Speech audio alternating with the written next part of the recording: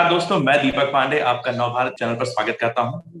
आज मैं जिस शख्सियत से मिलाने जा रहा हूं वो किसी तारीफ के मोहताज नहीं है। यहाँ आज हम आपको मिलाएंगे भजन के सम्राट अनुज जलोटा जी से। आइए जानते हैं उनसे जुड़ी हुई अनसुनी और सुनी कहानियां।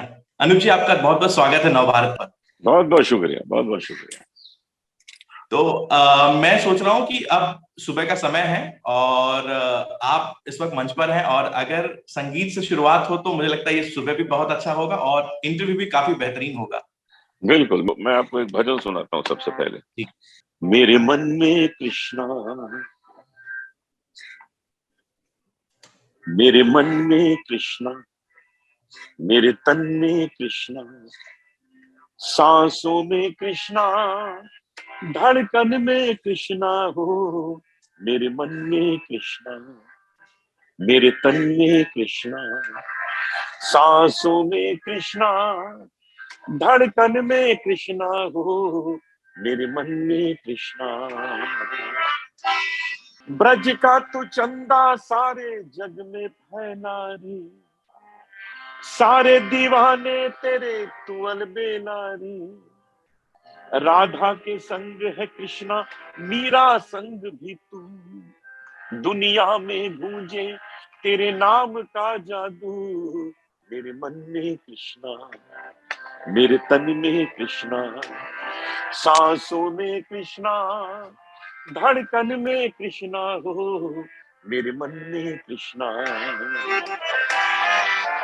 बहुत खूब सर।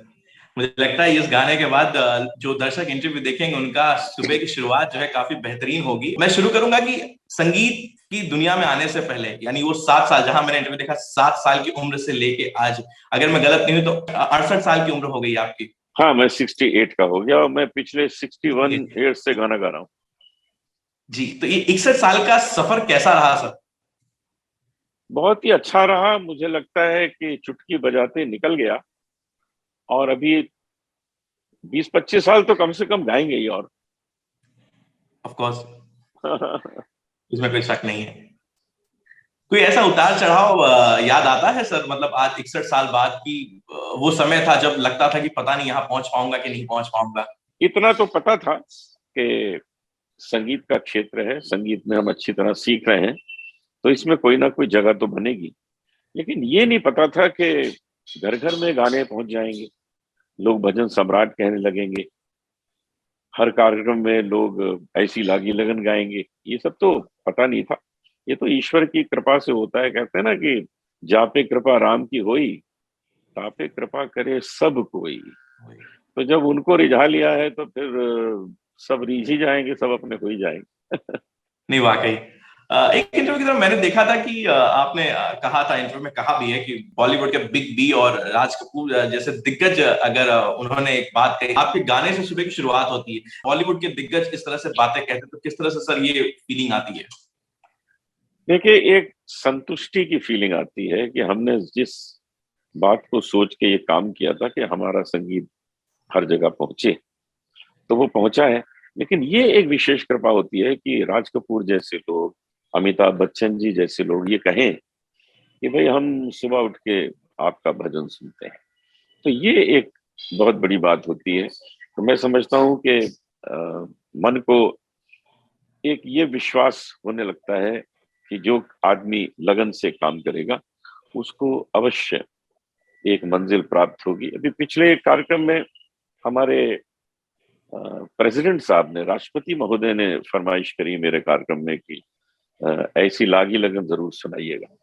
तो कार्यक्रम शुरू करने से पहले उनकी फरमाइश आ गई थी और हमने उनको सुनाया। तो मैं समझता हूँ कि ये बहुत बड़ी संतुष्टि है मन की। नहीं, संतुष्टि तो है वाकई। और मैं सिर्फ राष्ट्रपति तक ही नहीं, मैं कहूंगा कि ऐसे बहुत सारे कलाकार, ऐसे बहुत सारे संगीतकार हैं जिनको आपने सपोर्ट किया है एक बैकबोन की तरह, जिनका एक नाम लूंगा, बाकी आप बाद में बताएं, लेकिन मैं एक नाम लूंगा, मनोज मुंतशिर का। एक इंटरव्यू में उन्होंने एक बात कही है जहां पे पहला ब्रेक कह सकते हैं उन्होंने, आपने उन्हें दिया है जब वो, और पहली कमाई भी आपके थ्रू उनको मिली है। तो मैं उस कहानी को थोड़ा सा, आप, मैं चाहूंगा कि आप उस कहानी पे थोड़ा जोर डालें और बताएं कि एक्चुअली हुआ क्या था। देखिए, जब किसी में मुझे कुछ गुण नजर आते हैं तो मैं पूरे मन से उसका साथ देता हूँ। मनोज मुंतशिर को मैं नहीं जानता था, वो मेरे पास आए। उनके बात करने में जिस तरह के शब्दों का वो प्रयोग कर रहे थे, जो उनका कॉन्फिडेंस था, वो बताता था कि ये व्यक्ति यहाँ पर टिकने आया है, ये व्यक्ति यहाँ यूं ही नहीं आ गया, इसने पहले अपनी पूरी परीक्षा ले ली है फिर ही आया है। तो उसको तो सपोर्ट करना ही था। तो अ, थोड़े पैसे उन दिनों दिए, क्योंकि देना ही चाहिए। यदि किसी ने मुझे कुछ पंक्तियां लिख कर दी हैं, उन्होंने कुछ भजन की पंक्तियां लिख कर दी थी, तो हमने उनको दिया। तो ये कोई बड़ी बात तो नहीं है, ये तो हर एक का पारिश्रमिक होता ही है, वो देना ही चाहिए उनको। वो बहुत अच्छा लगा, उनको पसंद आया, इस बात की मुझे खुशी है। आज वो हमको मिलते जुलते रहते हैं, उनसे मैं उनकी रचनाएं सुनता हूँ, बहुत ही अच्छा लगता है। इसी तरह और भी लोग हैं, अब राजकुमार राव जो आज हैं, हमने जब जी। उनको लेके फिल्म बनाई थी तो उनका नाम था राजकुमार यादव, क्योंकि मुझे उनमें एक बात नजर आई। तो हमने एक फिल्म बनाई, बॉयज तो बॉयज हैं, उसमें 4 यंग लड़कों को चांस दिया, उसमें एक राजकुमार यादव थे। उसके बाद फिर उनका नाम राजकुमार राव हो गया, उन्होंने चेंज किया। ऐसे ही ऋचा शर्मा में हमें कुछ नजर आया, हमको जसविंदर नरूला में कुछ नजर आया, उदित नारायण में कुछ नजर आया। तो इन लोगों को हमने भरपूर अपनी ओर से सहयोग दिया। बाकी तो अगर वो अच्छे होंगे तो ये आगे आ पाएंगे ना, एक केवल सहयोग से बात बनती नहीं। फिर उन्होंने अपने को सिद्ध किया कि हम सच में विशेष हैं अपने क्षेत्र में, और इसलिए आज तक वो अपना स्थान बना के बैठे। नहीं नहीं सर, ये तो तारीफ काबिल है ही कि वो अपने क्षेत्र में निपुण है और उनमें वो काबिलियत है। लेकिन सबसे बड़ी बात होती है कि सर उस काबिलियत को सही पहचान मिलना और सही सपोर्ट देना, ये बहुत बड़ी बात है जो कि आपने किया है। और एक लाइन उन्होंने ये भी कहा था कि जो लेटर जो उन्होंने लिख के दिया था, जो कविता है, आपने आज तक उसे रिकॉर्ड नहीं की है। वो कोई बात नहीं है, क्योंकि वो आज तक उन कहते हैं कि अब वो उन्हें भी समझ में नहीं आया कि एक्चुअली ये क्या था जिसे आपने अब तक रिकॉर्ड नहीं किया, और क्या सोच के आपने उसे उन्हें एक्सेप्ट किया और वो राशि दी थी आपने।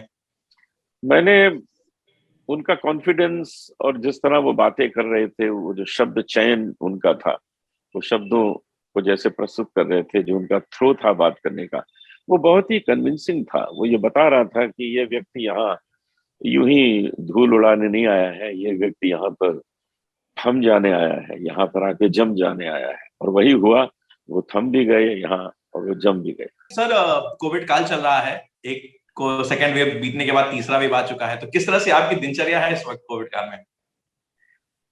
हमारी तो दिनचर्या ये होती है कि 10-12 घंटे तो हम दिन में गाना ही गाते रहते हैं, अपना अभ्यास करते रहते हैं, प्राणायाम करते हैं, जल नीति करते हैं, फिर मेडिटेशन करते हैं, ये अच्छी अच्छी चीजें खाते हैं, च्यवनप्राश है, सीतोफलादी चूर्ण है, लहसुन है। ये सब चीजें खाने से हमारी इम्यूनिटी की जो शक्ति है वो बढ़ जाती है, और ये कोरोना वगैरह जो है ये चीजें छू नहीं पाती। तो मैं तो जिन दिनों की कोरोना शुरू हुआ था उन दिनों में जर्मनी, लंदन, हॉलैंड का टूर कर रहा था, और वहां तो कोरोना का तांडव चल रहा था। लेकिन क्योंकि वाकई। मैंने अपनी इम्यूनिटी इतनी स्ट्रांग रखी है कि ये सब चीजें मुझे छू नहीं पाई। अभी भी मैं इतना ट्रैवल करता हूँ, घूमता रहता हूँ, लेकिन मुझे इसका असर नहीं होता। हल्का फुल्का जुकाम कभी कभी हो जाता है कहीं ठंड में जाओ, लेकिन कोरोना का असर मुझे नहीं हुआ, होगा भी नहीं, मैं जानता हूँ। बहुत बढ़िया। सर इस वक्त कोविड काल तो ठीक है, चलता रहेगा, ये समय तो है, आएगा जाएगा। कोई अपकमिंग प्रोजेक्ट, कोई नया प्रोजेक्ट आप लेकर आ रहे हैं। हाँ, कुछ अच्छे प्रोजेक्ट हैं इस बीच। एक अभी एक फिल्म आ रही है, हिंदुत्व। हिंदुत्व में मैंने एक्टिंग की है। मैं कभी कभी फिल्मों में एक्टिंग भी करता हूँ, उसमें गाना भी गाया है और एक्टिंग भी की है। वो भी आप देखेंगे, आपको अच्छा लगेगा। एक फिल्म आ रही है करतूत, जो मैंने प्रोड्यूस की है, और उसमें छोटा सा एक मेरा पुलिस कमिश्नर का रोल भी है, छोटा सा। और एक फिल्म आ रही है टोकन, जो मैंने बनाई है, आगरा में शूट की है, वो भी आप जल्दी देखेंगे, तैयार है। एक मैंने एक बड़ा सुंदर काम इस बीच किया है कि पूरी भगवत गीता जो संस्कृत में है, जिसमें जी जी। 700 श्लोक है, वो मैंने उर्दू के शेरों में रिकॉर्ड किए हैं। 1300 शेर हैं उर्दू के। अनवर जलालवी साहब ने उसको लिखा है और मैंने जी। उसे गाया है। अब वो यूट्यूब में भी हमने प्रस्तुत कर दिया है।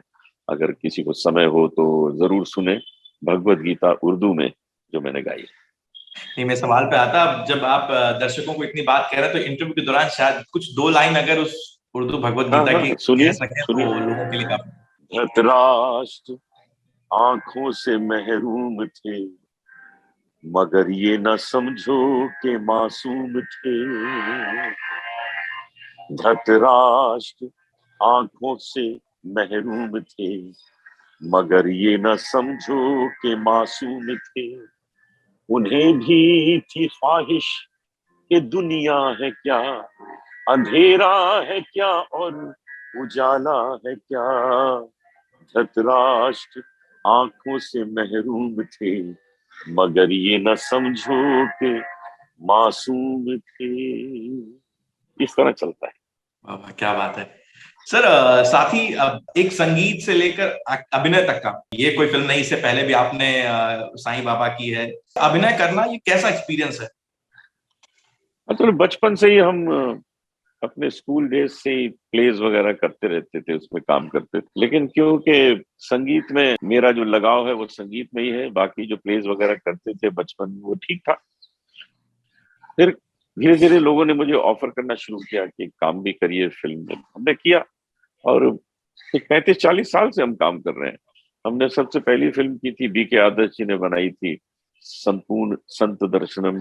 उसके बाद प्यार का सावन।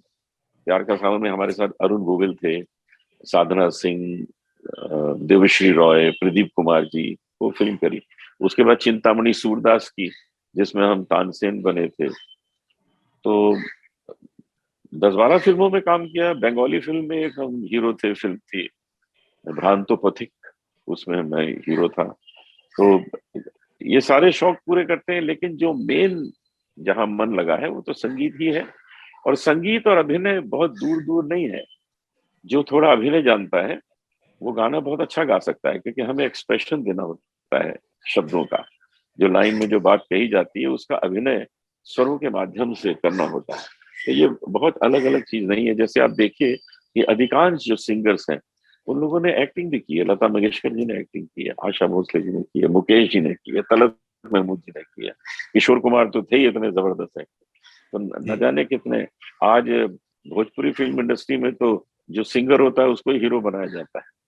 तो वाकई। है ना, तो सिंगिंग और एक्टिंग जो है उसका कुछ मेल है आपस आज के इस दौर में किस में। सिंगर को आप कह सकते हैं कि मतलब जिसे आप कहते हैं कि वाकई इसमें वो मतलब काबिलियत है और वो है भी, ऐसे किस सिंगर का नाम बता सकते देखिए इस बीच जो हीरो वॉइस जो होती है, हीरो सिंगिंग, उसमें सोनू निगम निगम ने बहुत कमाल किया, और बहुत देर तक उन्होंने अपना राज भी जमा के रखा। उसके बाद अरिजीत सिंह आए, उन्होंने भी काफी समय तक गाया है। अभी और भी सिंगर आ रहे हैं, लेकिन वो जो हीरो वॉइस है, जैसे उदित नारायण की वॉइस है, हीरो वॉइस है, वो इस तरह की वॉइस अब जो नए आ रहे हैं उनमें अभी तक मुझे सुनने में नहीं आई है। अगर कोई आ जाएगा सुनने में, मुझे अच्छा लगेगा तो मैं जरूर बताऊंगा। लेकिन अभी तक तो इन लोगं ने अच्छा जमाया हुआ था। उदित नारायण, सोनू निगम, कुमार शानू, इन लोगों ने एक हीरो वॉइस जिसको कहते हैं वो पकड़ के रखी थी। हैं? सर, 26 जनवरी आ रही है, क्या मैसेज आप लोगों तक देना चाहेंगे इस गणतंत्र दिवस के लिए? जी, गणतंत्र दिवस हमारे जीवन को एक विश्वास के साथ और ज्वलित कर देता है, प्रज्वलित कर देता है, कॉन्फिडेंस दे देता है कि हम अपने देश को और आगे ले जाने में सक्षम हैं, क्योंकि हम स्वतंत्र हैं अपने विचार देने के लिए, हम स्वतंत्र हैं इस देश के लिए काम करने के लिए। इसलिए आइए आज फिर से हम शपथ लें कि अपने देश को इसी तरह उन्नति के रास्ते पर लेते जाएं। साथ ही मैं चाहूंगा, एक गुजारिश होगी, अगर उससे जुड़ी हुई कोई संगीत, अगर दो लाइन आप सुना दें तो। जहां डाल डाल पर सोने की चिड़िया करती है बसेरा, वो भारत देश है मेरा, वो भारत देश है मेरा।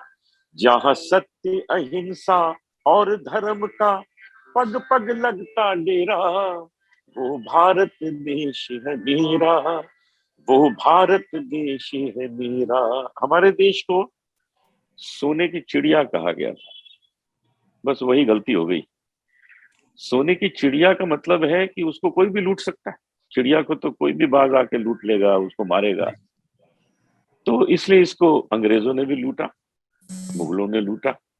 लेकिन अब सोने की चिड़िया नहीं है, अब इसको मोदी जी ने बना दिया सोने का शेर। तो जब सोने का शेर बन गया, तो अब किसकी हिम्मत होगी इसको लूटने की, बताइए। सारी दुनिया में आज ये अपनी शक्ति के लिए, अपने अध्यात्म के लिए प्रसिद्ध है। आपकी आने वाली फिल्म के लिए ढेर सारी शुभकामनाएं। संगीत के साथ साथ आप एक्टिंग में भी वो महारत हासिल कर सकें जो आपने पहले की है संगीत में। यही हमारी शुभकामनाएं आपके साथ है। बहुत बहुत धन्यवाद, बहुत बहुत बहुत बहुत धन्यवाद सर।